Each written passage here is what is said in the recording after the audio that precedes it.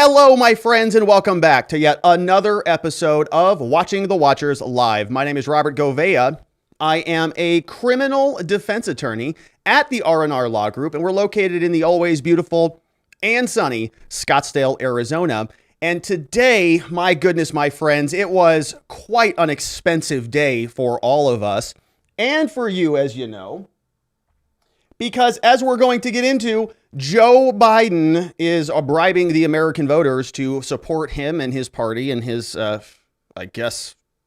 version of America.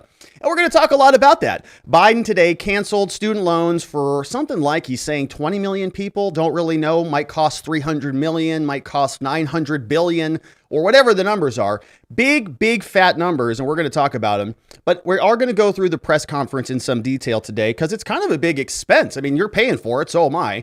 And Joe Biden had a story for America about the importance of education. And so we are going to listen to him sort of meander about in an interesting story about Biden's, grandpappy, who he really sort of, tells this story for about 2 minutes. And we just have to listen to it because, my goodness, this is the president of America. Then we're actually going to get into some finer points of the plan. What is this going to do? How is this going to impact America? $10,000, $20,000 with Pell Grants. And so there's a lot of details. But the nuts and bolts of this whole thing is, where does he get the power to do this? Where does this authority come from? And for a long time on this show, we've spent, years now. I mean, it's literally years coming up, and we're in the second year, covering how Joe Biden uses his power in the executive branch to, leverage the CDC into taking people's property rights away, saying that you can't evict people who aren't paying their rent, right? Why? COVID. Same thing is happening here. Nancy Pelosi told us that the president actually can't do this, and he, of course, did it. And we're actually going to look to this document that is a memo that was published August 23rd, the one day before Joe Biden came out and made this announcement, that is detailing the government's authority to cancel student debt. Where do they get the right to do this? Who do they think they are? Don't get brazen with us. And they're just making these arguments on what basis? COVID, national security, the right to address economic emergencies, all on the pretext of the coronavirus. So we'll go through that. Then, Joe Biden is just sort of an embarrassing, I got so many clips of the man. He's back one day from vacation and he's already bumbling there in the White House. So we've got several clips of him. He sort of says student loans are broken. And so at the same time that he is going to be waiving, all these obligations for people, he's not going to do anything to fix the problem. So we're not going to see any remedy there. He's not going to sort of say, this is not going to happen again. It's just going to continue to be a problem. So no real solution. Biden got asked questions about this by a reporter and he mumbled some bizarre thing out of his mouth before he moseyed on out of the room. Elizabeth Warren today, we're going to see, she's just absolutely ecstatic over this whole thing. She's, it's all just wild affairs over there. And so she's really thrilled, but she got asked something very difficult by a voter, and she didn't like that question all that much. So we'll take a look at that. And then we are transitioning into Mar-a-Lago and Trump, because Biden is finally back. He was on vacation, while he's like ordering his DOJ to go raid his political enemies. That's my opinion of what happened. He's saying, no, I had no notice about any of this. And actually today, after the press briefing, Peter Doocey over from Fox News says, hey, Joe, did you know about that raid? And Joe Biden holds up the white, I think that's the white supremacist symbol. He says, I had zero knowledge of the actual raid on the former president, which is just shocking because it's like, it's kind of something you might want to know that's happening in your administration, right? I don't know. I have no idea. So we'll go through that pretty hilarious clip. And then we've got to take a look at this new memo. Very interesting memo came out. And it's a 2019 memo. And this memo, I think we've covered before here on this channel. I wasn't positive on this, and I don't sort of have archives that I can go, hey, producer, pull up the archives. And I don't have anything like that. So I think we covered it, but I think it was highly redacted. I mean, really, really redacted, because it covers the Trump-Russia collusion, and it sort of, involved all of the Mueller investigation, and all of that was a pretext to jumping into Sussman and the rest of the saga. And so we covered a lot of that. But the DOJ was really working hard to try to keep this memo sealed. They did not want America to see it because it's a declination, right? It's basically a prosecution memo, a prosecutorial memorandum that declines to prosecute Donald Trump.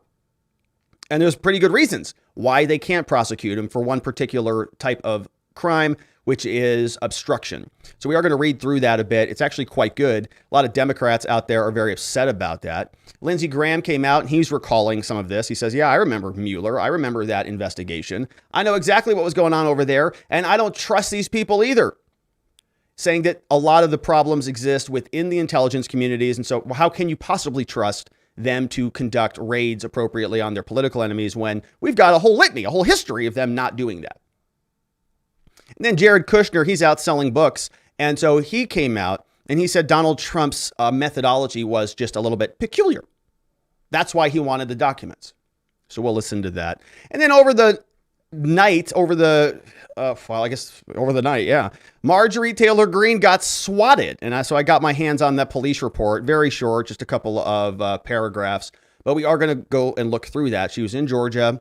She says, this is all based on her efforts in Congress. She said she introduced this bill, something about protecting the children, and now she's getting SWAT attacks at her house. And so she posted a tweet right after, well, actually, this was this morning. She posted the tweet, but she said, yeah, at 1 a.m., SWAT crew shows up to my house, and she was on with Jack Posobiec, who is, I think, hosting the Charlie Kirk show today, and she was explaining her sort of perspective on that. And so, as you can see, my friends, my goodness, we just have a lot to get to. And if you want to be a part of the show, the best place to do that is by heading on over to watchingthewatchers.locals.com. You see that web address right there. And we've got an amazing community. We post our morning walk and talks, which are sort of a carrying over of the conversation. Today, we talked about the elections last night and about Durham and Danchenko and all of that. But you can join us over there, watchingthewatchers.locals.com. Shout outs to Radice, Jason on Blast are over there chatting away. I saw John McGarvey. I saw Albion, Thailand is over there. Radice is in the house. Bonnie Speck, JC the Music Man, and many others. And so you can join there. You can also join on YouTube. We've got Tracy O'Shea, Shane Souza is in the house, Ronnie Cole, all members on YouTube. It's right next to that red subscribe button. I appreciate it if you subscribe if you're not already done so.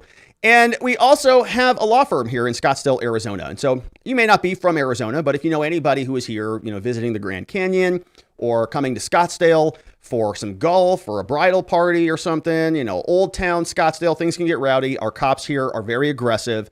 We defend the presumption of innocence. We demand the burden of proof remains with the government. And so we appreciate your referrals. We have a mission to help good people charged with crimes find safety, clarity, and hope, not only in their cases, but beyond that in their lives. And I really, really appreciate your referrals. We're doing some cool stuff. I had a great meeting with my business partner today, and we're just rocking and rolling. And you keep us busy, and we very much appreciate it. But now, my friends, oh, and by the way, I forgot to mention this, oftentimes people become members and they'll submit super chats like this one came in from Gen X Boomer super chat, right? This comes up. And I just wanted to formally make sure that everybody knows now that a small portion of every super chat and every membership now, it's going to the college fund for America. So every time you submit a super chat, a small portion of that, it's going to pay college tuition for many, many people throughout this great country. So we're all doing our part. Isn't it beautiful? All right, let's get into it.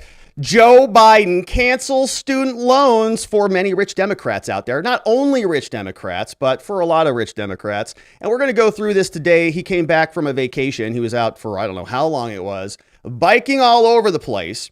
And now he's back. First thing he does when he comes back is he says, we've got to do something about these student loans.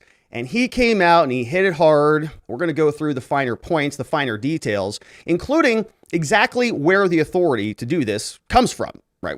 I want to see the origination source of this. Is there some sort of clause in the Constitution that says the president can just waive financial obligations of a whole slew of people? I don't think so. But Secretary Cordona over at the Department of Education, he drafted a memo for his team. We are going to read through that. And we're also going to take a look at Nancy Pelosi, who said, yeah, he doesn't have this authority either.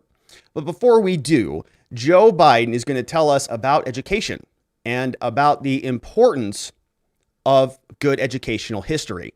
Here is Joe Biden telling us a beautiful story about his father and about why we need to waive student loans, I guess. My dad's greatest regret was that he never got to go to college. And my dad was a very well-read man, particularly history, but it was a great regret. And you always say, Joey, you're going to be a college man. And I say, Dad, but what does that matter? I mean, you can still get fired if you're a college man. He said, yeah, but they can never take it away from you. Okay. They can never take your education away. And I remember my senior year, I got into one of the little Ivies, and I got into a number of schools, and we're trying to get the money, even with financial assistance, to be able to go there. We had 4 kids, all of us wanting to go to school, and I remember going down after a baseball game. I went to a really good school up in Claymont, Delaware, on the Pennsylvania border, and drove down to Newark, Delaware, where my dad worked at an automobile agency. Still going. And I walked in, and I had my spikes. And because the reason I was going down, tell us, Joe. Your dad works in an automobile agency. The great advantage, you get a new car to go to the prom, or a good used car off the lot. You think I'm joking? I'm not joking. And so I went down to my '51 Plymouth with beach towels for seat covers, and I had my uniform on, my spikes off. I ran in, and the woman, whose name was Mary, who ran the place. I said, "Mary, where's Dad?" She said, "He's out in the lane going into the repair shop." Give him my word, true story. Okay. And my dad was a well-dressed, refined fella, and I walked out, and my dad was pacing back and forth between the big garage door going into the repair shop and the door going He's out still going. the showroom. And he looked up, he said, "Oh, Joey, honey, I'm so sorry. I'm so sorry." And I thought, God, something happened. This is before cell phones. Yeah, I know. So something happened Yeah, to one of my 1800s. brothers or my sister or my mom or something. I said, "What's the matter, Dad?" He said, "I went to see," the guy's name was Charlie Delcher, who was a Charlie vice Delcher. president of the Farmers Bank, Obviously, which was a Charlie. state-owned bank that did a lot of the financing of people wanting to purchase a car. He said, "I went to Charlie and asked to borrow the money." He said, "He won't lend it to me." Okay, so I don't know if you've had conversations with senior citizens like this, and shout out to all our senior citizens out there. I love our senior citizens. But I've had conversations with people, where you go and you sort of donate your time and you talk to people. When I was in high school, we went and did service work around the valley. And you sit around and you talk to people and you keep them company and you hang out and they tell you stories. And they sound just like that. John Bobby Subson, back from 1965, who was around the corner from the house of little Billy Madison. And Billy was somebody who hung out with, Joe and Bobby Jennifer down the lane by Susie. And the whole story goes back in 1965, that one day during lunch, right? It just goes on and on and on. That's the president of the country. That's who is in charge. Okay, and so that's his story, just warming us up, making sure that we all know about Danny Felcher or whatever his name was. I don't even know what that was all about. But then Joe Biden is going to give us the finer points, right? This is the bullet points. This is now when he gets back to the teleprompter, they say, "Hey, buddy, stop telling us about those whatever you're talking about." But they... Body Spec says, "I love senior citizens." JC the Music Man says, "Yes, they never stop talking." Yeah. We love them. We love them. I love senior citizens. I love those conversations. I love having these conversations. Not when you're the president, though. Okay. We don't want that happening in the White House, just to be clear about this. So here Joe Biden gets back to the teleprompter and he is going to be now reading what somebody else wrote for him and prepared. And here's what that sounds like from the president. Some actual specifics. Student loan payments pause is going to end. It's going to end December 30. I'm extending to December 31st, 2022, and it's going to end. He's ending it. That time. It's time for the payments to resume. Do you think that's going to happen? My campaign for president, I made a commitment. That would provide student debt relief. And I'm honoring that commitment today. Using the authority Congress granted the Department of Education, we will forgive $10,000 in outstanding federal student loans. In addition, students who come from low-income families, which allowed them to qualify to receive a Pell Grant, will have their debt reduced $20,000. Okay. Both of these targeted actions are for families who need it the most. Working and middle-class people hit especially hard during the pandemic. There it is. Under $125,000 a year. You make more than that, you don't qualify. Okay, so that's a very interesting thing that happened. And you can see that came over from the Associated Press. That's sort of the meat and potatoes of the whole rambling thing that happened today. But a big question that we all had is, how does Joe Biden do this? You know, because sort of the power of the purse is something that is delegated to the legislative branch, right? That's what Congress does. That's kind of their sole authority, is they just spend everybody's money. So how does Joe Biden, who's in the executive branch, have the ability to do that? I didn't think that he did. He has to find some way to do it. In fact, here is somebody who's in a co-equal branch of government, Nancy Pelosi, who's a fellow Democrat. In an ordinary, sort of democratic structure, you have these three branches, and they're supposed to claw in order to maintain their power. If somebody steps over the line and says, we're going to do what you do, legislative branch, the legislative branch is supposed to say, what, punk? Get your butt over that line. This is my territory. So if Joe Biden is now sort of exercising his financial authority to just wipe out tens of billions of dollars off of the federal budget or the federal, balance sheet, let's say, isn't that Nancy Pelosi's authority? Isn't she being usurped by Joe? Yeah, she is. And in fact, here is an explanation of that from the speaker herself. Nancy Pelosi making the argument that Joe Biden has no authority at all to actually go and cancel student loans. People think that the President of the United States, is this more on the subject than you ever want to know? Will you let me know? People think that the President of the United States has the power for debt forgiveness. He does not. He just did it. He can postpone, he can delay, but he does not have that power. That has to be an act of Congress. He just did it. He just did it, Nancy. And is Nancy going to just sit there and stand by and allow this usurpation of power? Yeah, evidently. She's on Twitter posting all over the place. What a great day. This is, I support the president. This is a historic day. Everybody is historic, historic, historic. And so we are going to take a look at this memo because we're trying to tease out, where does this power come from? Where does this authority originate? We've watched the CDC.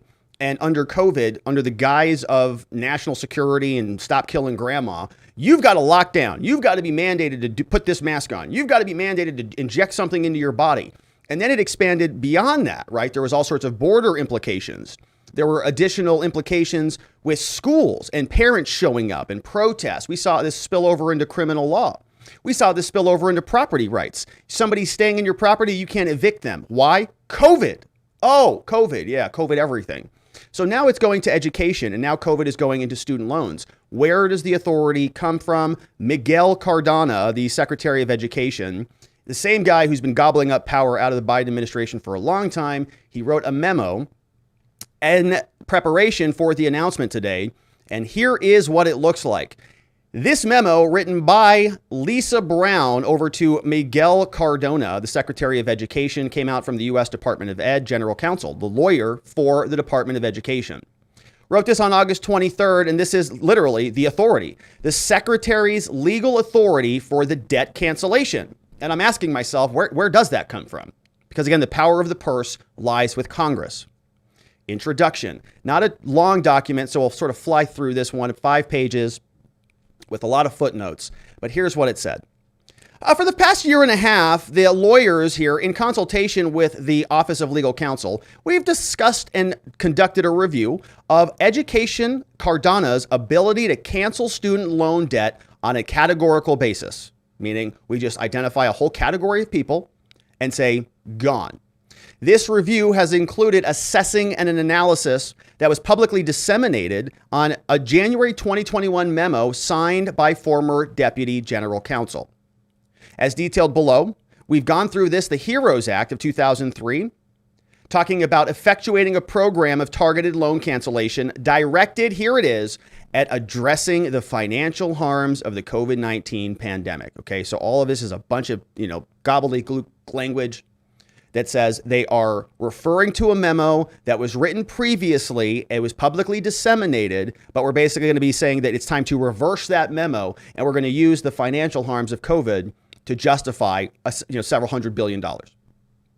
We have thus determined that the January memo was substantively incorrect in its conclusions. Okay, and so where did that memo come from? Probably Trump's people. Then they are reversing course. And they say, we're not going to spend a lot of time on this because some of it's heavy lifting, but it says, given the significant public interest at issue here and the potential for public confusion caused by the public availability of the memorandum, I recommend making this publicly available and publishing it so people can see what we're talking about. Now, what is the HEROES Act? First came out after September 11th. It gives the secretary broad authority to grant relief from student loan requirements during specific periods, right? HEROES, things like military operations or national emergencies and what they say is the current COVID-19 pandemic. So they're sort of exploiting this provision out of HEROES. They say as long as there is a specific purpose, like to address financial harms. They say the Secretary of Education has used this authority under both this and every prior administration since the passage of the act to provide borrowers in connection with a war, the military, national emergency with an ongoing moratorium against paying student loans. And they cite some law here, right? They say, okay, U.S. Code tells us the Secretary may waive or modify any statutory, regulatory components of a financial program. A lot of law here, as you can see, all the different sections. So we'll sort of fast forward through this. But they say, look, based on those laws here, this authority could be used to effectuate a program of categorical debt cancellation to address the financial harms caused by COVID-19.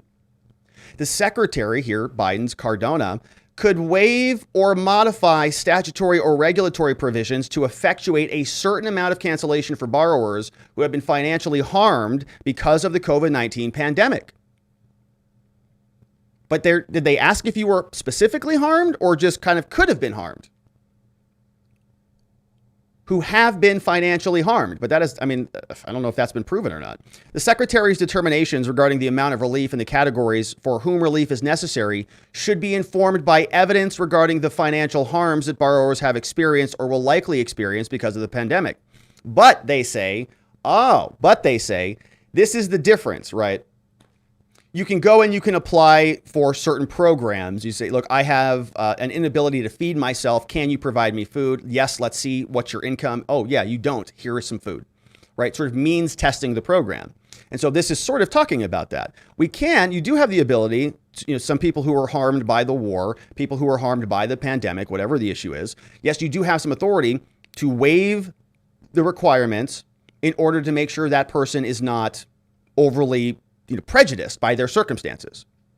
But the distinction is between the categorical definition, right? That person comes to you individually. That's a one-on-one analysis. But here they're saying the secretary's authority can be exercised categorically to address the situation at hand, and it does not need to be on a case-by-case basis, citing some law. That is, he is not required to determine or to show that any individual borrower is entitled to any amount of relief, and he may provide relief on a categorical basis as necessary to address the financial harms of the pandemic, right? That's the heavy lifting there. Now they go through this and they're talking about the January 2021 memo. And they, here's where it came from. They say the bulk of the act is talking about HEROES. And so they're distinguishing it, right? Because what they're coming to is a different conclusion than the prior lawyers. The prior lawyers said, no, you can't do this. And they're saying, yeah, you can. They're saying, here's why we think we can. First, the memo recites limits on the authority, but they're misinterpreting all of these finer points. And so we fast forward and they say, look, for the reasons I've detailed above, I recommend that you determine the 2021 memo is formally rescinded, Trump's memo, and authorize publication in the Federal Register of this memo as the department's interpretation of the HEROES Act, which again, giant broad carve-outs. Any pandemic, any national emergency, you just have the Secretary of Education who says, I have the power to just go in there and unilaterally address those harms. So that's the authority that the Biden administration is latching onto in order to justify the waiver of billions of dollars of student loans.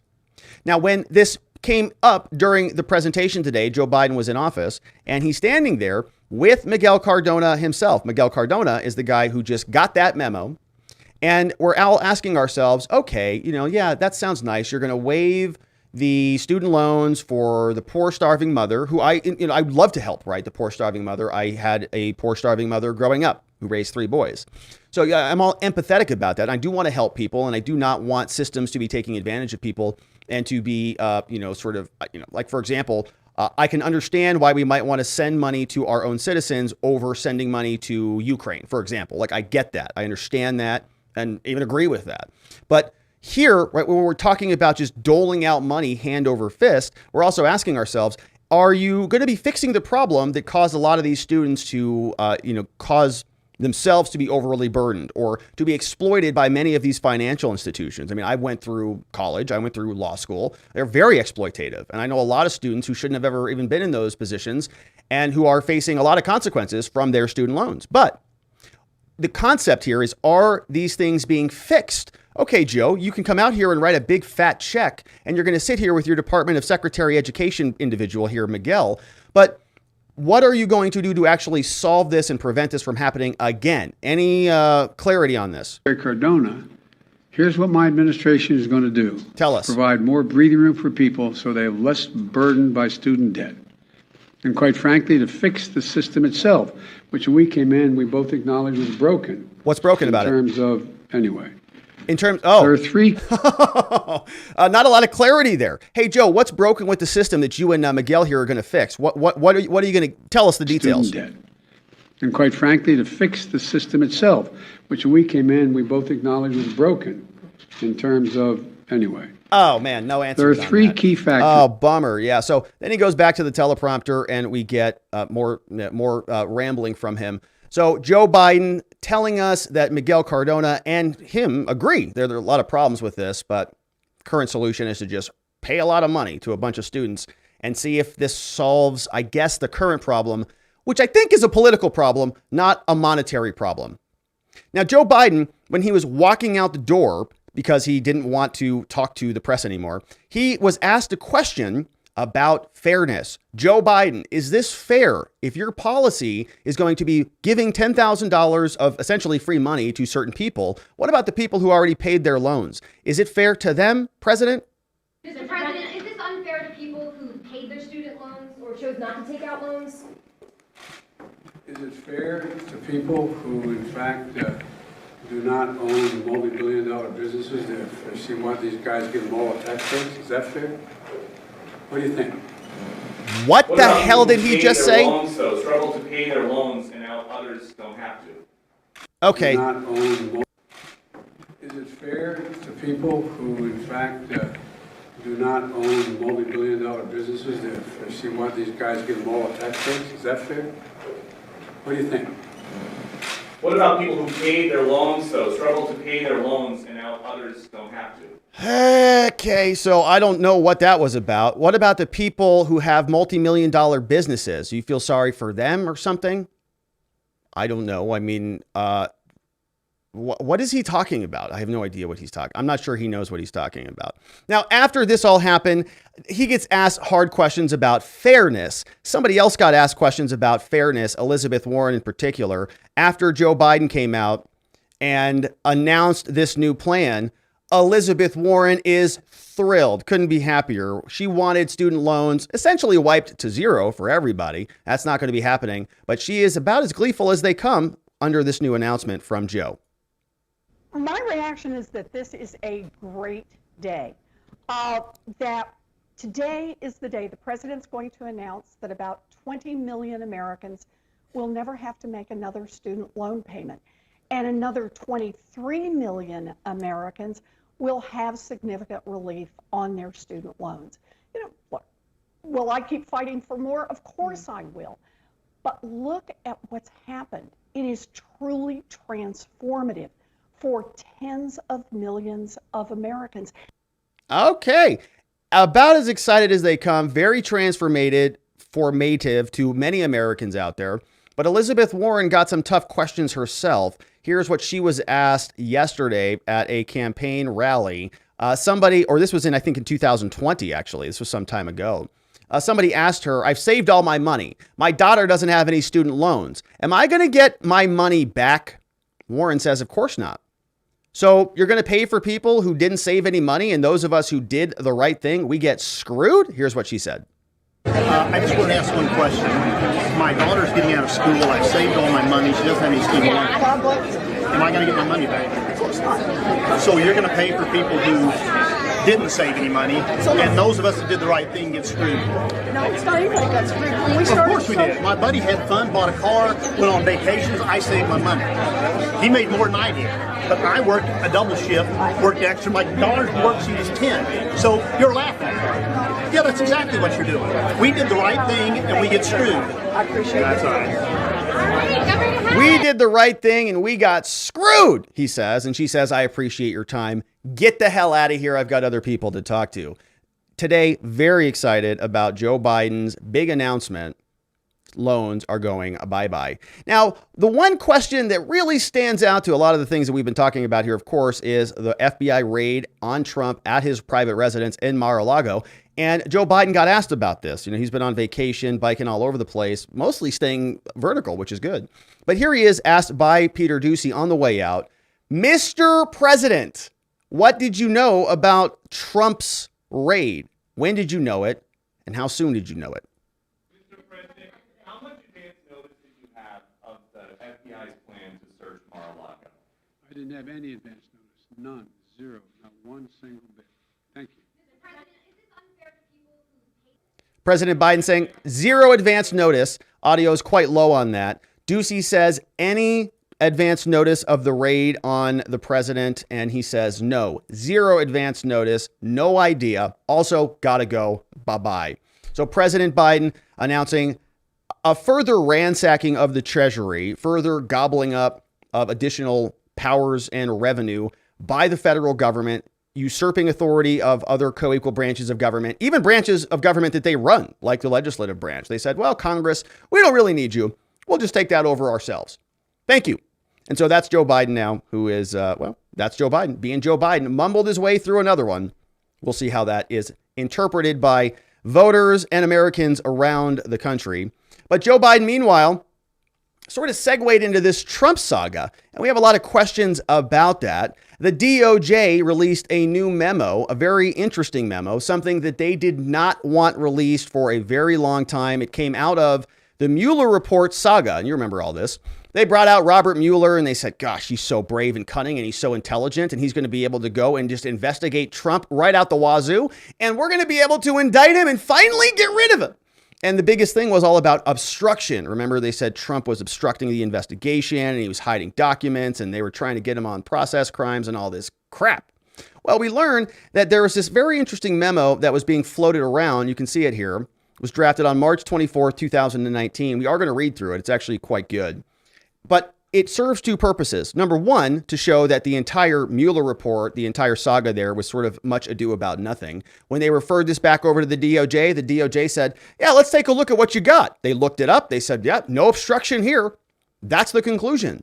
But it's also important because we are now taking a look at the same DOJ and we're asking ourselves, if they are going to be prosecuting Donald, on what basis would that be?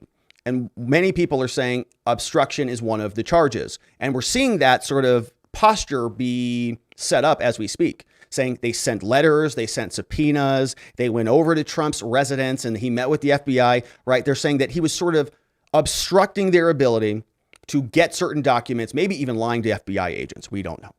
But all of this is being floated around. So what does this declination of prosecution mean for this current situation? They declined to prosecute him on Trump-Russia collusion hoax stuff. How does that carry over to today? Let's get some background on the saga. Business Insider assembled a lot of this for us. And here is what they tell us. The DOJ releases a secret memo recommended not charging Trump with obstruction of Mueller's Russia investigation. Right? Same thing is going on here. They're saying Trump is obstructing everything. This came out. It says the Justice Department on Wednesday released a once secret 2019 memo that recommended against charging Trump with obstruction of justice connected to the Russian interference in 2016. The 9-page memo, which we are going to read, is in response to a court order, right? The Justice Department didn't come out here and just say, you know, you guys should see this, America. You should see why there was no basis for charging him at all, because that's not what the narrative was, right? There are a lot of people, ex-FBI, ex-DOJ, screaming from the rooftops about how much of a criminal Donald Trump was. But there was no basis for it at all. That's why the DOJ did not want this out. It says it sheds additional light on one of the most climatic and controversial moments of Trump's presidency, whether he should face an indictment for trying to stop the Mueller probe, right? Obstruction. In their preparation of the memo, a pair of top Trump-appointed DOJ officials relied on a 400-page report from Mueller that summarized the findings. And so we're going to go through that memo right now. In fact, here it is. Written on March 24, 2019, this is the memo for the Attorney General, written from these two attorneys, Stephen Engel and Edward O'Callaghan. And this is a review of special counsel's report, Robert Mueller. He was investigating, remember all of this, Trump-Russia collusion, Mueller's going to be the end of Trump for like years, it felt like. Here is their final report, and they're sending this over to the Deputy Attorney General after Mueller sends this all back over. They say, okay, look, and this has been hidden for a long time. They say, okay, Mr. Deputy Attorney General, at your request, we have evaluated Mueller's report, Volume 2, about Russian interference into the 2016 election to determine whether the facts therein would support initiating or declining the prosecution of Trump under the principles of federal prosecution without any regard to his fact of being president. They're saying without the constitutional barrier under Article 2, because as the president, you have all sorts of presidential privileges and executive privileges. So they're writing this memo, sort of setting that issue aside. They're saying without regard to any of the constitutional barriers to prosecution that exist, right? They're just saying, look, if we just took Trump as sort of a generic, everyday layman citizen and applied the facts to him, could we charge him with obstruction? Forget about the Articles 2 stuff as president. Forget it. So they can, okay. They write, over the course of the special counsel's investigation, we have previously discussed these issues within the department, ourselves, the Attorney General, and many others. This is the conclusion of our work. For the reasons stated below, we conclude that the evidence described in Volume 2 of the report is not, in our judgment, sufficient to support a conclusion beyond a reasonable doubt that the president violated the obstruction of justice statutes. Okay, it's a declination. It's a non-starter. This is the basis for why they decided not to indict him. They say it just doesn't meet the statutory requirements. In addition, we believe that the certain conduct examined by special counsel Mueller could not, as a matter of law, support an obstruction charge under the circumstances. Accordingly, were there no constitutional barrier, right? So we can now sort of bring that issue back in. We would recommend under the principles of federal prosecution that you decline to commence such a prosecution, right? Can you see why they didn't want all of this out now? Because it's sort of supporting the opposite narrative of theirs. Back then they were saying, oh, Trump's a criminal. I mean, he should be indicted every day. Every day you turn, it's still every day. Michael Cohen is still on CNN going, I've got the goods any day now. I'm from New York and I'm going to, all of it. This says, no, it should be a declination. It's like not even close. We wouldn't even charge him as a regular citizen, let alone under any of the, thinking about the constitutional barriers as his executive privilege comes into play. So they say the department should reach a conclusion on whether prosecution is warranted based on the findings in the volume of Mueller's report. They say special counsel reached no conclusion as to whether Trump violated any criminal law. Special counsel considered a bunch of stuff like justice manual standards and all this. And they write, although Mueller declined to reach a conclusion, we do think that the department should reach a judgment on this matter. And they write, we recommend that you examine the report to come to a conclusion. And they add this into that conversation, right? They say prosecution would not be warranted based on the findings in the report. Based on the evidence described in the legal theories articulated, we believe prosecution would not be warranted wholly apart from constitutional considerations. We've got several reasons why. Subsection A.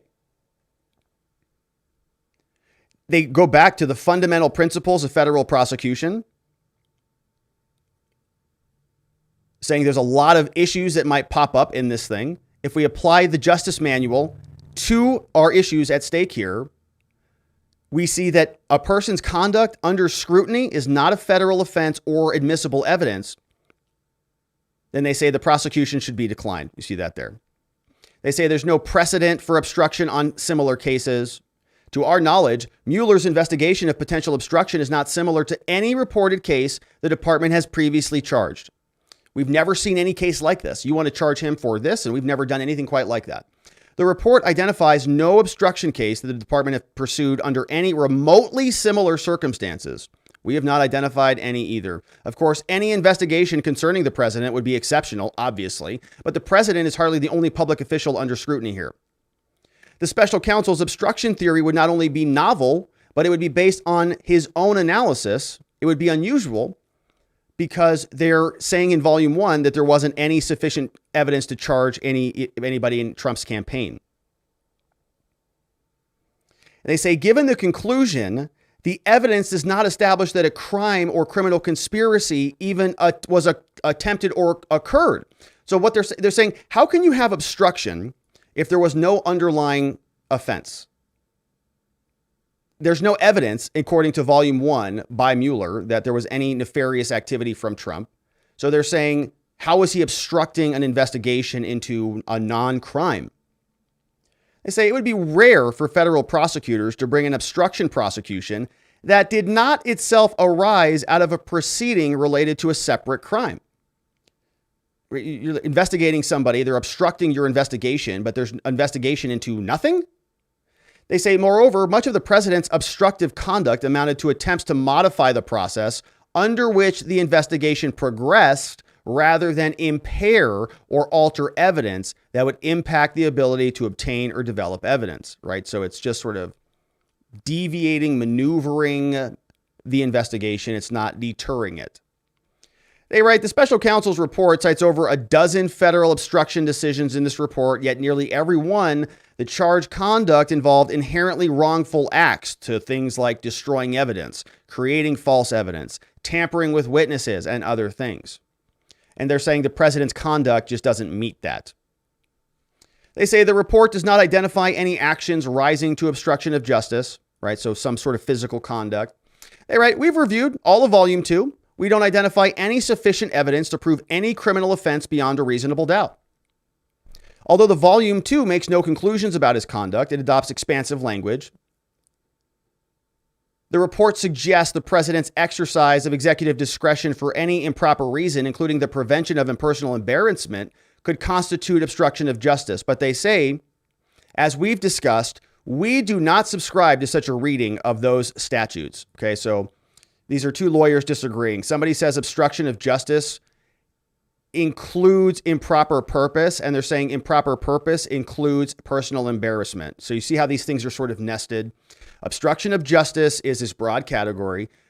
Obstruction includes doing things for improper purpose. Improper purpose means doing things to avoid personal embarrassment. That's one version. They're saying here, no, we don't think that at all. Personal embarrassment is a totally proper purpose. You can do whatever, it's perfectly reasonable. No reported cases come close to upholding a conviction of such breadth, and a line of Supreme Court precedent, including other cases, weighs heavily in favor of objectivity and certainty in federal law. Therefore, we don't agree with your finding here, and saying that Volume 2 does not establish those offenses at all. They go through all the different areas of conduct. Let's fast forward through some of this. They detail Trump's specific actions and his conduct related to witnesses, right? And all of this are different sort of points of analysis that you can compare and contrast with the current situation. They're saying Trump requesting that McGahn deny newspaper accounts and all of this. The president vehemently denying that McGahn, that he wanted to fire special counsel and all that stuff, right? All of that is within the purview of the president's authority. He can make those decisions. He can have the ability to have those conversations. That does not automatically make it, illegal. So they say recommendation here signed off on March 24, 2019. After all of this analysis, they say, we recommend that you conclude that under the principles of federal prosecution, the evidence developed during the special counsel investigation is not sufficient to establish that the president committed obstruction of justice. And that is very much analogous to what's happening in the Mar-a-Lago raid, saying Trump was, battling with the FBI back and forth, having a lot of conversations with them, Same thing happened here. Same thing, almost exact parallel to what happened in the Mueller investigation. Trump sort of fighting with them, negotiating terms about scheduling interviews and witnesses and turning over documents. Same exact thing. And they said here, prosecution was not warranted. When you go back through the case law, they've got all the bullet points out. But that same conversation is now fresh in the minds of the prosecutors out of the DOJ. They're saying Trump is obstructing the investigation. And Lindsey Graham is a senator who remembers a lot of the Mueller investigation and how all of this unfolded. Here is Lindsey Graham, who is defending Donald Trump. He used to be a big advocate. He is now saying that he does not trust the FBI. He does not trust the intelligence communities and what they are doing in this investigation. So this idea of drip, drip, drip 80 days before an election needs to stop. We need to see the affidavit. The material, they say boxes of over 100 documents, classifications marking over 700 pages. Do you not believe those numbers? I read about the Mueller investigation every week, right, in the New York Times and the Washington Post. We all did. Nobody told me that they altered information to the FISA court. Nobody told me that they had information that the entire basis for the Carter Page warrant was a bunch of hearsay and bar talk. So, no, I don't trust these people. What I want to do is see the affidavit. This is a raid on the former president of the United States' personal home, 80 days before an election, and you're supposed to I'm supposed to trust the New York Times and the Washington Post? Hell no. Right. May 10th. Wow. So Lindsey Graham now joining Team Trump. His moral outrage is really shining through, and rightfully so. I think he understands the consequences of this raid, and he's demanding to know answers. There were more conversations about the Gang of Eight, senators, Republicans, Democrats, House representatives, many people who want to get their hands on this affidavit because they're trying to decipher what is going on here. Is this really a potential end of America if Donald Trump gets reelected? Is he really selling secrets to the Saudis or something? Don't know. Or does he just have some leftover library books that some angry librarian wants back, even though they're Trump's books and Trump built the library? Here's Jared Kushner talking about the peculiarities of Donald Trump. Kushner worked for Trump for a long time, and now he's got a book to sell. And so now he's out here explaining his opinion about, well, his take on Mar-a-Lago. Did he make a mistake by taking that material to Florida? Like I said, I'm not familiar with what was in the boxes, but I think President Trump, he governed in a very peculiar way, and when he had his documents, I'm assuming he did what he thought was appropriate. When you wrote your book, did you have any difficulty working with the archivist and trying to get documents if you wanted to refer back to something? No, we were able to work through it. We didn't really have to rely on the archivist. We knew I decided to do this in December as I was leaving, and so I was able to make sure that we got sign-offs for any material that I needed. Jared Kushner saying that Donald Trump has a very peculiar way of running things, and he might have just wanted the documents. He might have just said, yeah, that letter is nice, and I'd like to hang on to that, and the archivist said, those are my library books. And as we covered yesterday, there was this whole litany, this whole sort of chain of events, this domino sequence that started as soon as Joe Biden waived executive privilege. National Archives sent this over to their sort of investigatory body when they were not happy with what they got, over to the DOJ to the FBI, and the rest is history. So new DOJ memo has been released after a long time, years of them fighting to keep it sealed, seems to show that back then there was no basis for charges for obstruction of justice for Donald Trump, much the same as now. And we, of course, will continue to cover. Elsewhere in Trump world, we have Marjorie Taylor Green. Late last night, she got a visit from the Popo. Not good. Marjorie Taylor Green got swatted. That's when some person on the internet sends over the police to their residence, causing a very dangerous situation, something that, has resulted in horrendous consequences for people out there. And it's happened to many other individuals on the internet, and it's now happening to Congress people, which is sort of where this all gets out of control. And here you can see that Marjorie Taylor Green actually posted this on Twitter on August 24th. She said the following. She said, "Last night, I was swatted just after 1 a.m. I can't express enough gratitude to my local law enforcement here in Rome, Floyd County." More details to come.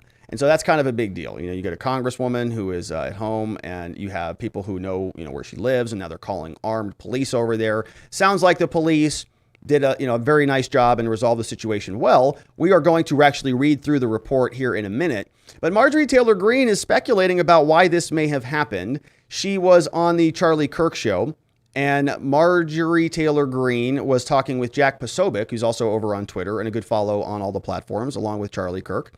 And he was asking her specifically about the SWAT incident. And Marjorie Taylor Green was speculating about this before we jump into this clip. She's saying, timing was very convenient. I just introduced this new bill that is focused on transgender issues and protecting children against certain procedures and things. And she's a congresswoman. She's, representative who's doing the bidding of her constituents there in Georgia, and submitting bills that she thinks are helpful for the country. And so she's talking about it, and she's saying, very interestingly, soon as I submitted that, I got some very interesting individuals showing up with badges and guns at my residence. And it's really interesting that this just happened only a week after I introduced this critical legislation, and I'm building massive support among Republicans and growing co-sponsors, because everyone knows what a dangerous threat this is to our children and that generation. And then here it comes that my house gets swatted by some sort of youth trans activist. And I'm going to tell you right now that if this is the war the left wants to bring, then they can bring it, because there is no way I'm backing down. I will protect kids as far as I possibly can. And if you talk to anybody that is... And she just goes on and on and on. That was on the Charlie Kirk show, so I'll invite you to go check them out over there if you want to catch the rest of that. But very interesting, it's a good question. I don't know. I don't know if it had anything to do with that, or if somebody was just, sort of doesn't like Marjorie Taylor Green. But we do have the police report, and so let's take a quick look at what the Rome Police Department has to say for us. You can see this came out August 24th, which is the day of this recording. And you see the primary officer, Chase Burns, showed up there. Shout out to Chase Burns over there in Georgia. 824, the incident code, right? This is a SWAT call. It is a gunshot wound. Okay, so that is what the caller calls in. 1:01 a.m., it looks like around incident wrapped up around 1:35. Beat S3, disposition active. We have officers, Brunson, Bridges. Shout out to Young and Hunter and Dalton, several officers there. The offense is harassing communications. We have the offense details, active, taking place at the residence and the home. And look, we've just got a very short narrative, about a couple paragraphs. Let's read through them. Primary narrative by Officer Chase Burns, 643, attempted swatting. Officer Burns writes, on August 24th, 2022 at 1:04 a.m., Rome, Floyd 911 dispatched Rome police officers to blank address in reference to a male who had been shot 5 times in a bathtub. The call came in from a VA crisis line. As the details continued to be relayed, it was reported that the female was still in the residence and possibly had some children inside with her. Myself, Sergeant Burns, Brunson, Gibbs, Young, and Bridges responded to the residence. While en route, we were informed that it was the residence of Marjorie Taylor Green. Due to the nature of the call, we formed up at the intersection of so-and-so. We then made the approach to the residence, still unsure of exactly what had transpired or what was still in progress. We made a tactical approach to the residence and began ringing the doorbell. After several minutes, we were met at the door by the victim, Marjorie. We informed her of the reason for us being there, and she assured us there was no issue. She stated she would forward the issue to the appropriate security services and requested a keep check on her residence.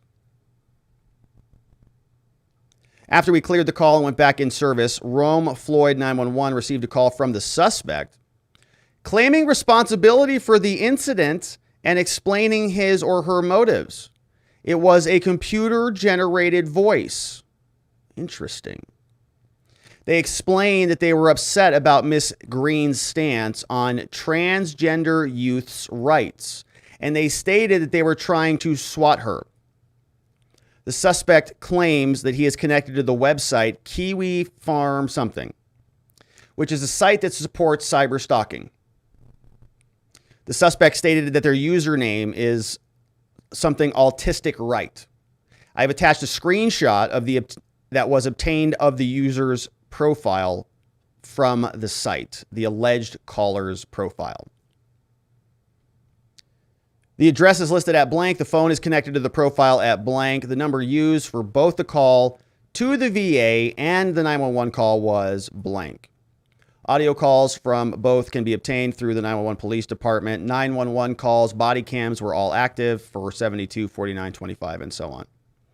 Everything archived in digital files and 2-page police report. Right, that's all that we've got there. So, very, very interesting. Looks like they might be trying to make this an alt-right, claim this is an alt-right thing, but that doesn't make sense because they're angry about transgender youth rights, which I don't think is an alt-right thing.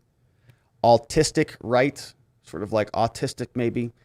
I don't know, but we'll see if the police investigate that, and if not, I'm sure the Capitol Hill police will be very interested to know what's going on there. And they're setting up offices all around the country now to make sure that we have a domestic police force. So, a very interesting little ordeal there from Marjorie Taylor Green. And well, hopefully she's safe. You know, very scary to think about that, right? The police get a call. Somebody shot 5 times. They're bleeding out in the bathroom. And Marjorie Taylor Green, she's sitting there watching Netflix. You know, she's FaceTiming with Matt Gaetz. I don't know what they do. But that's Marjorie Taylor Green, swatted by an AI voice, somebody angry about transgender issues. So hopefully she's okay. All right, my friends, but that is it for the segment. And now it's time to hear from you and to see what you have to say about all of these just amazing stories and more. We had Wolfgang Deo, who's been a member for 7 months. Amazing Wolfgang Deo, 7-month member, says, yeah, let's just give away free money. Yeah, it's free money. Who cares? It's just money. Nobody cares. The government doesn't care. They just print more of it. Torchwood Gal became a member. Shout out to Torchwood Gal. And our morning walk and talks are, of course, now available to all of our members. Wolfgang says, if I were Biden and in my right mind, I'd read pause on the teleprompter and tell rambling stories whenever I had a mic. I would think it was funny. If you do it intentionally, it's funny. If you're doing it because you're on the verge of dementia, that's not. Lean says, I miss Wolfgang. Yeah, I miss you too, Wolfgang. It's good to see you back. Says they misgendered someone in the swatting report. They might have. Yeah, I know. It's a huge problem. It's good to see you, Wolfgang. All right, and we're caught up over on YouTube, so let's check out what's happening over on Locals, my friends. We're going to do a quick refresh over there. I see Jason on Blast and CA, Bonnie Specs in the house, C. Reed's in the house, Radicy, and others. All right, and Locals is just popping hot, so let's see what we've got here today. Troll Master says, I can't figure out how to make a comment that contributes to the current conversation because I don't know what we're talking about. So I will just give this fact. The average starting pay at a college is $55,000. Average cost is $134,000. The average starting pay at a trade school is $55,000. Average cost is $33,000. College is not always the answer. Says, yeah, we need more craftsmen, less woke college graduates. That came out from Happy Old Cat Lady. Good comments on that. Yeah, I mean, yeah, I completely agree with that. Here, Jelly of the Month says, I distribute my comments to Rob and Rob only. Yeah, I said, make sure you use your comments today because you might wake up tomorrow and they might not be yours anymore. They might just be redistributed to other people. So use them before you lose them, my friends. I mean, you really got to use them because they might just, they might just become somebody else's comments. K Bean just sent in a super chat, says, I'll be in and out, Rob. I'd like to request that you make Ronnie Cole a mod, please, and thank you. Happy to do that. Just consider that done. Ronnie, are you cool with that? Ronnie, you volunteering? I still haven't talked to Viva or any of the other guys. I still have to figure out the mod situation. I know they want some structure to that, so I am working on that. But yeah, Ronnie Cole, I'd love to mod you up if you'd love to do that. Ronnie's been around for a long time, and I'm always grateful for Ronnie being here. Kenny Cole says, Biden couldn't make more of a truth teller out of Trump if he tried. Biden is exactly who Trump said he'd be. Trojan horse for socialism. TOS Forever says, bummer, no Rumble again. See you on the U. What? There's no Rumble? Hold on a minute. Is there still no, like, how is that possible? Time. Oh, no, it's working. It is working.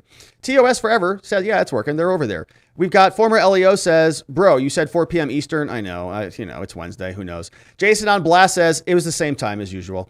Jason on Blast says, inflation is so high, there's nothing left to redistribute. Hang on to that one.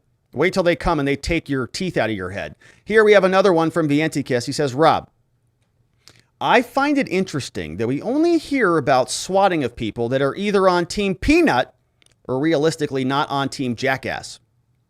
So the question is, why don't we hear about swattings against Team Jackass? Crazy and hatred isn't mitigated to one specific ideology. Crazy, hateful people will grab onto any ideology. You look at this talk of a supposed red wave and things getting better because it'll be the other team, but all I see in the zeitgeist is the same behavior, just different particulars. For example, Team Jackass doesn't believe in non-offending homophobes the same way that Team Peanut doesn't have non-offending P words. I also see some other people complaining about being censored, but ready to censor others. I see that too. Identity is a major part of the rhetoric of the most ardent champions of either team. I see no sign of the same nonsense ever changing. Us good, them bad, power then shifts. The new tool of retribution is splayed against the people and not the powerful. Wash, rinse, repeat. There's a lot of truth to that, V. I mean, I think people are... I think that's why people liked Trump and still like Trump, because it does feel like it's the same old litany back and forth over and over and over again. And Trump was the battering ram or the wrecking ball that broke that monotony. Happy Old Cat Lady says, maybe the solution to student debt for people who are really struggling is to allow people to add it to bankruptcy filings. Oh, wait, there's a bipartisan bill for that. It's called the Fresh Start Through Bankruptcy Act. Senators Durbin and Cornyn would restore the ability of borrowers with federal student loans to seek discharge. Yeah, that makes more sense than just wiping it out, right? Because there's some means testing there, right? You actually have somebody who says, here's my situation. This is why I need it. There's some penalties for that and so on. That would restore the ability of borrowers to seek bankruptcy charge. It would also make it possible to retain the existing undue hardship discharge option for private student loans and for federal student loans that have been borrowers for less than 10 years. Yeah, that sounds pretty good, Bonnie. Yeah, that sounds a lot more reasonable than whatever happened today. We have this, holy moly. All right, I'm not going to be able to read all of this, V. I'm just not going to read the whole thing. Probably not. Or maybe we'll come back to it. Let me see what else we've got. Antar says, as a kid who's about to head into college in 2 weeks, I'm unhappy that other taxpayers, especially the working class, has to pay for it. On the other hand, my Machiavellian side is saying that I write off $10K. I've got almost a full ride, but I had to pay $2K out of my pocket with $8K in federal loans. I'm expecting the tuition of college to increase significantly with this move by Biden. Yes, of course. Yes, because there's no penalty. They just keep raising rates, and the government's always there to hand out checks to pay for it. Ed J says, so I'm wondering what happens with future student loans. Does this set a precedent? Do they all get pauses and 10,000 off? I don't know. Maybe colleges just raise their rates by 10 grand. Vientika says, in case you missed it, Geomancy Games made it today. Oh, shout out to Geo. No, I haven't. I did miss it. Thank you for alerting me, V. I didn't see that one. Vientika says, yay, so happy to see he made it. Yeah, shout out to Geo. I'm looking in the chat right now. That's why I paused. Trying to find our boy Geo. Geomancy is on YouTube. You can go subscribe to his channel. Highly recommended it. Heather is here. 3 Girlies is in the house. Shout out. Okay. Well, hold on a minute. I was going to give a shout out, but there's a shout out comment. Joe Biden put up the white power sign. I know. I saw him do that. That racist Democrat guy.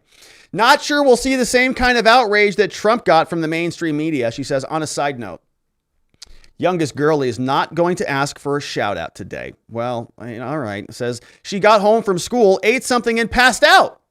Both girlies went to bed early. I'm sure their schedules will adjust soon enough. Yeah, because today was back in school. It's back in school today, or is it the week? The whole week, or was it just starting today?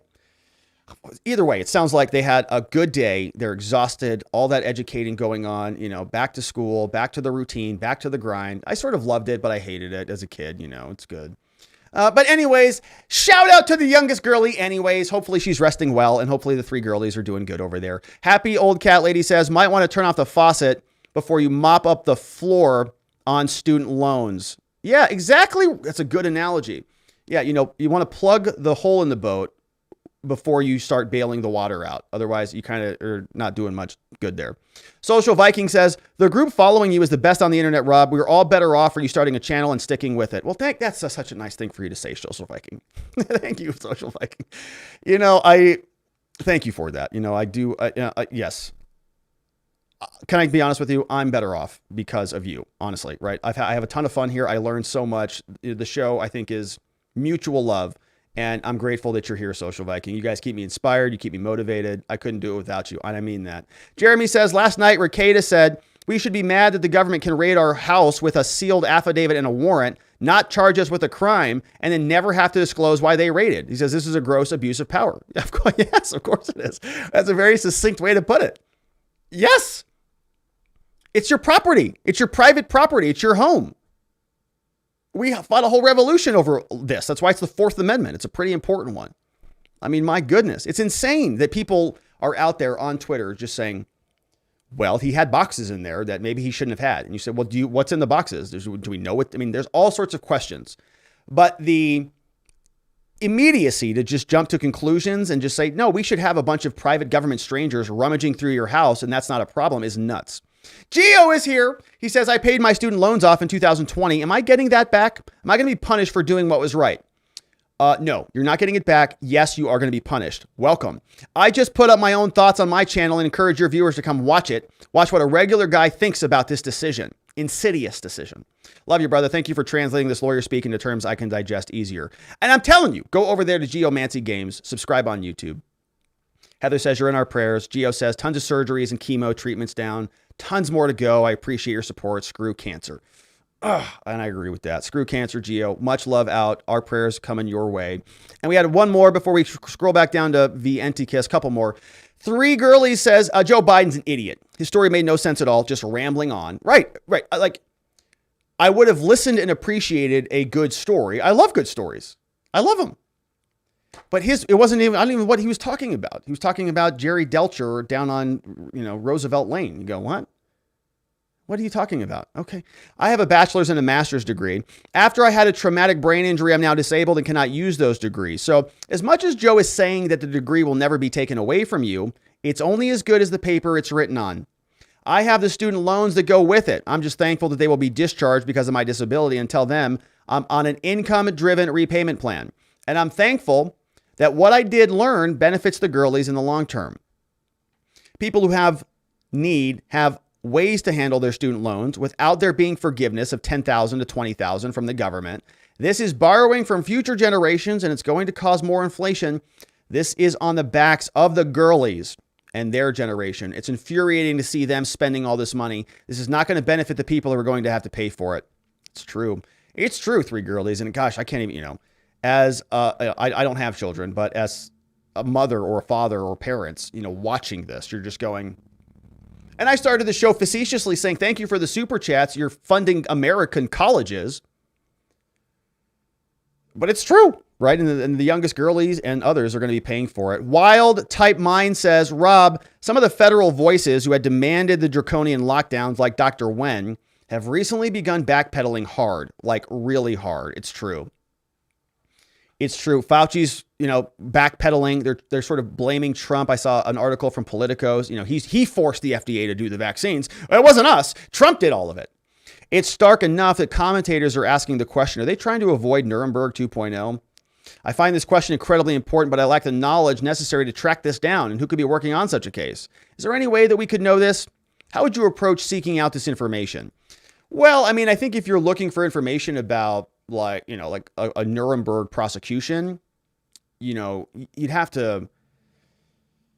catch wind of that somewhere. Somebody would have to be demanding it. I'd probably honestly start following guys like Rand Paul. I'd say Alex Berenson. I'm not sure what his deal is now. He's sort of, I think he was like a free speech guy who's like not a free speech guy anymore. So, but I think that there's a lot of people who are fighting this fight, right? And it has to start in some sort of, official body, a government somewhere. So I would say, follow the people who are fighting that fight. And I know there's guys like, what's his name? Dr. Campbell, I think, is on YouTube and others. But Yeah, I mean, hopefully there are some repercussions for that. I've said this for a long time. What they did was one of the worst things I think that has happened in history. But will there be any repercussions, or are all the people who did it, have they rolled up power so much that they're outside of repercussion? I don't know. Thunder 7 says, what happened to MTG is terrorism. They were hoping that people would ram the door down and kill her. While she went to the door with a gun, it would have been tragic in a police shooting. I guess fake news is ignoring this and putting out more propaganda and lies about the MAGA crowd. The person who called 911 needs to be charged with attempted murder, as that's what it was. I don't disagree with harsh charges for those types of incidents, because yeah, they can result in death. Vientikiss is here. He says, all right, sorry for the long comment, everyone. But regarding the issue of student debt forgiveness, it's necessary. When it comes to forgiving loans, there's a lot of things people are missing. Extremely complex issues with lots of moving parts. It's not that I think Joe Tato is actually going to solve the problem, but I think we should parse out different things to consider. How does the idea of communities funding their local school through taxes fit in with that? Not only for the current era, but also suppose you have a school system that works. How do people that have paid their loans off fit in? As some of you pointed out, you have what has become a predatory lending practice by the banks. You have colleges inflating rates drastically in recent decades. How much of that is supply and demand? How much of that was from previously granted tax money?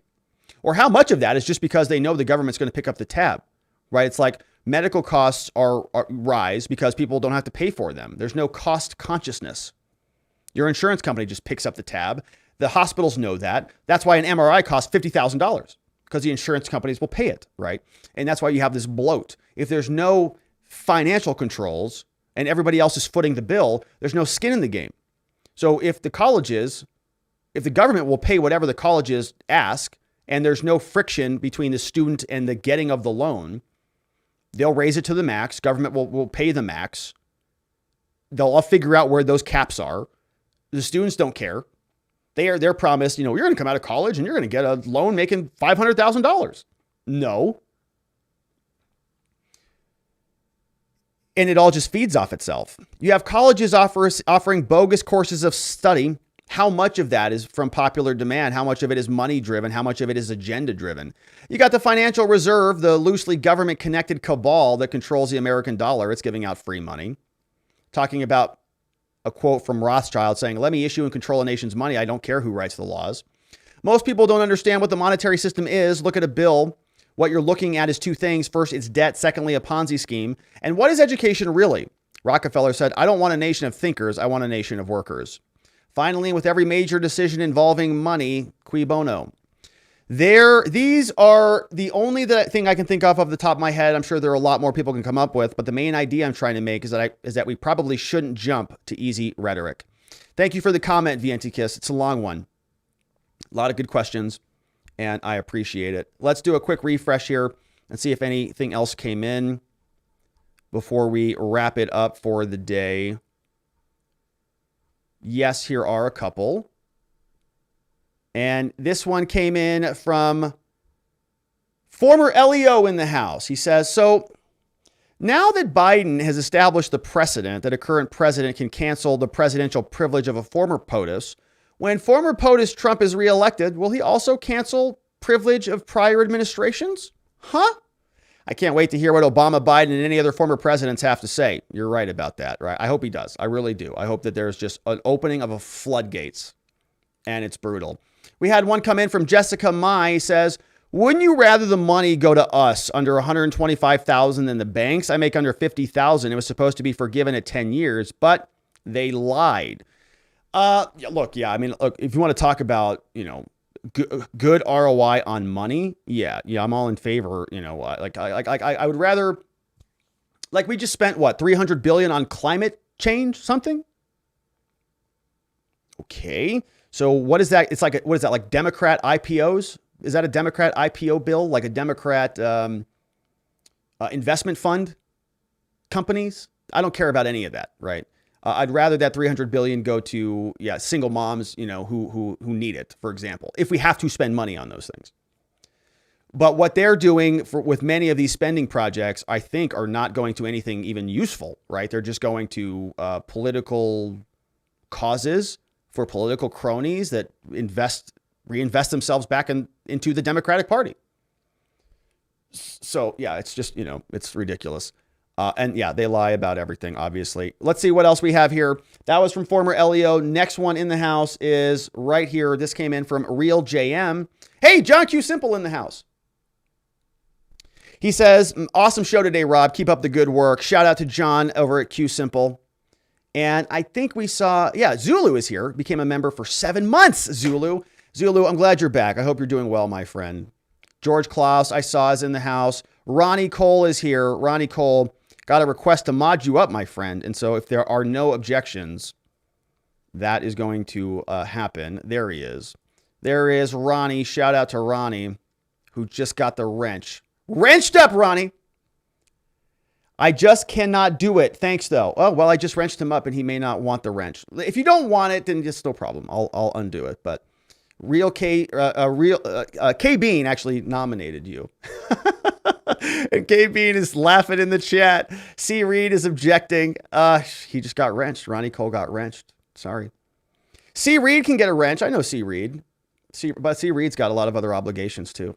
I can just start wrenching up everybody, That could just be just a whole chat of mods keeping things very nice and orderly. Thank you, John. We had another one from C. Reed says, Rob, too broke to be able to go to a good school, but I get to pay my taxes making minimum wage so they can go to a good school. Let's see what this one is. Our reptilian overlords trying to figure out how their billion-dollar propaganda machine is being defeated by memes. It's the beautiful mind meme. As they try to figure out, they're trying to thread a lot of the needles here. Former LEO says, isn't swatting an elected official interference of official duties a federal crime? Well, if it was a Democrat, they'd probably call it an insurrection and hold committee hearings over it. So yeah, maybe it is. Facts Matter says, special request. Can we get a Binger member emoji? Oh yeah, that's a good one. Yeah, GIF. Good GIF for him. It would be therapeutic for Lean and I. Yes. Thank you for your hard work and your overall awesomeness. Thank you, Facts Matter. That's a great idea. Let's see here if we have any, what's his name? Binger. Let's see if any, I'm glad I didn't put that up on the screen. Because Binger GIF is not what I was looking for. His name was Thomas Binger, right? Thomas Binger. No, now it's pulling up Thomas the Train. That's not what I'm looking for either. This one I can put on YouTube, but that's not what I'm looking for. All right, so we're going to have to come back and see what I can find. I can make a Thomas Binger GIF. That's no problem at all. All right, that came from Facts Matter. Sousen says, Rob, first, I'm a senior citizen and I don't ramble on. And I didn't mean to offend any senior citizens out there, okay? I didn't mean to say all. Look, I don't know if you know this, but one day I hope to be a senior citizen. God willing. We're all going to be there. And so I love our senior citizens. I love most people, almost all of them. Says, I get too bored with myself. Second, I don't ramble because I get too bored with myself. That's hilarious. Second, I was going for my bachelor's degree and then decided against it, not because of money, but because I had to answer questions on the San Francisco State University forms that would make my mother turn over in her grave, like how many sexual partners I had currently and how many kinds of drugs I take, among others. Geez, I'm a senior citizen, for Pete's sake. My goodness, that's ridiculous, Sousen.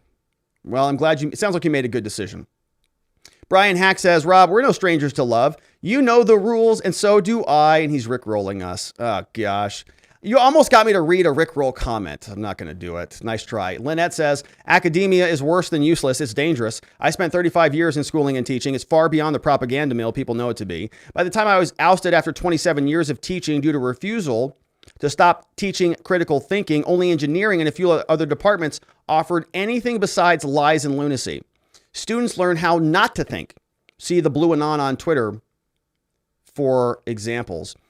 Look, I have very little love. Thank you, Lynette, for that comment, for the education system. I went through a lot of it. I went through college. I went through law school. I went through all grade school. I went to a very good boys' school in high school. I was very blessed and fortunate to be able to go to there. Thank you, Mom.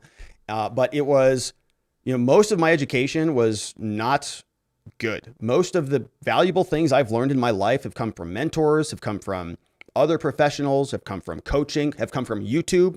Honestly, I have learned so much from YouTube, and so the idea that we just sort of throw more money at the educational systems is it feels useless. It really does. It feels useless. It feels like they're political engines that just churn out people that just sort of are designed not to think in many ways. And it's unfortunate. And, you know, they get a big portion of their loans now lopped off, while many people who are out there, you know, plumbing and constructing and doing electrical work, or, you know, certain medical professionals and like nurses and other things, right? They may not get the same benefits as some of the other people. It's sad. Did Trump's lawyers file against the DOJ for a Fourth Amendment violation, or is he waiting to file? Oh, he did file. Yeah, he did file a suit. We talked about that one at length yesterday. I think we read through basically, was it yesterday or the day before? Yeah, I read a truth where he said he was going to file right before the midterms. So he filed an argument, and we talked about that one yesterday. It's a separate lawsuit. It's Trump versus the United States. Trump knows exactly how to play the game to his advantage and turn everything they throw back into their faces. Martin says, my student loans in the late 90s started at about $3,000. I didn't get them paid off, and I defaulted. A few years passed. I tried again and I defaulted. This happened 2 more times over the course of the next 15 years, and I finally got current in 2015.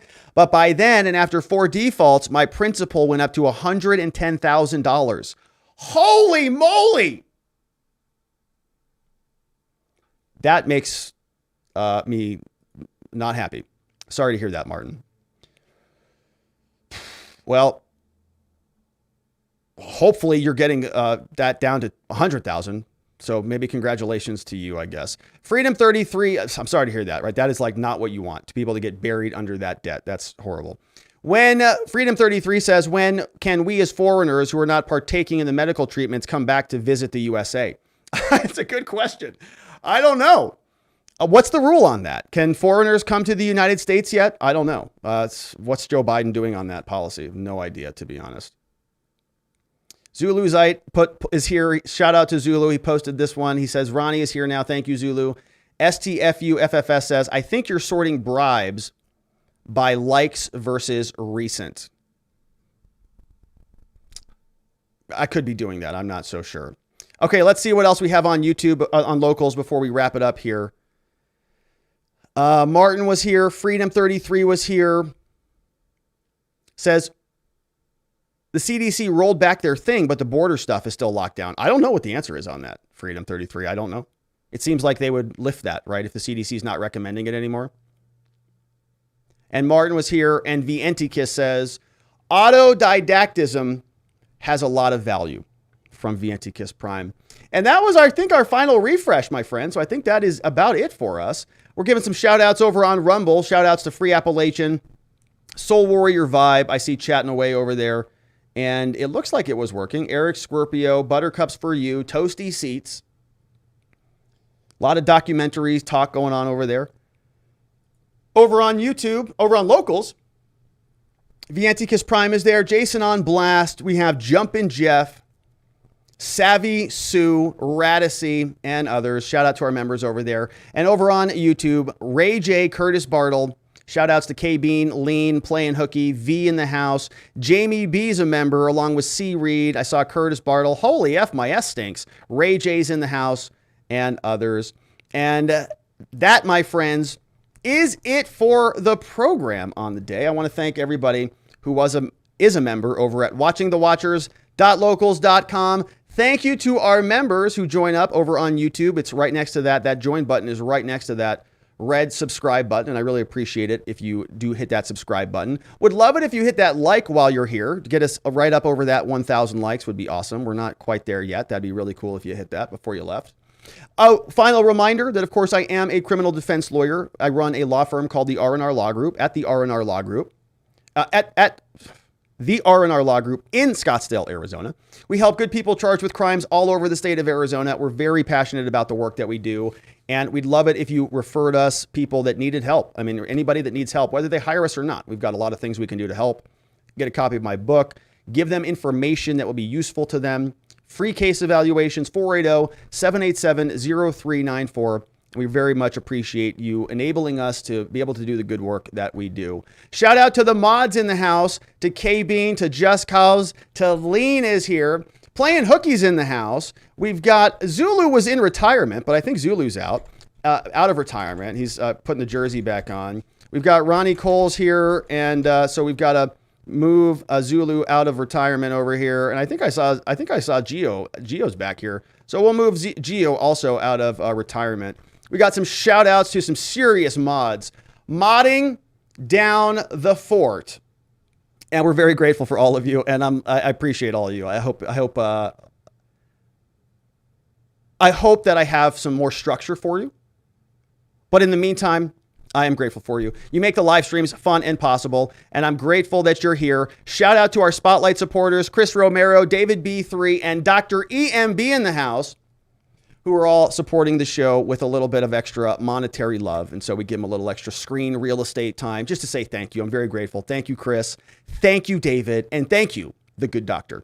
I appreciate all of you. But that, my friends, is it for the show. So we are going to leave it there. We've got a pretty big day tomorrow, actually. We're supposed to have redactions sent in by the government prosecutors. Deadline was the 25th on Thursday. And so we'll see what they have, what they want to prevent us from seeing. And we'll cover it. But that's it for today. I hope you have a tremendous evening. You sleep very well. You unplug from politics. You do your breathing exercises, because we've got to be ready to do all of this again tomorrow. And I look forward to seeing you there. Have a tremendous evening, my friends. Until tomorrow. Bye-bye.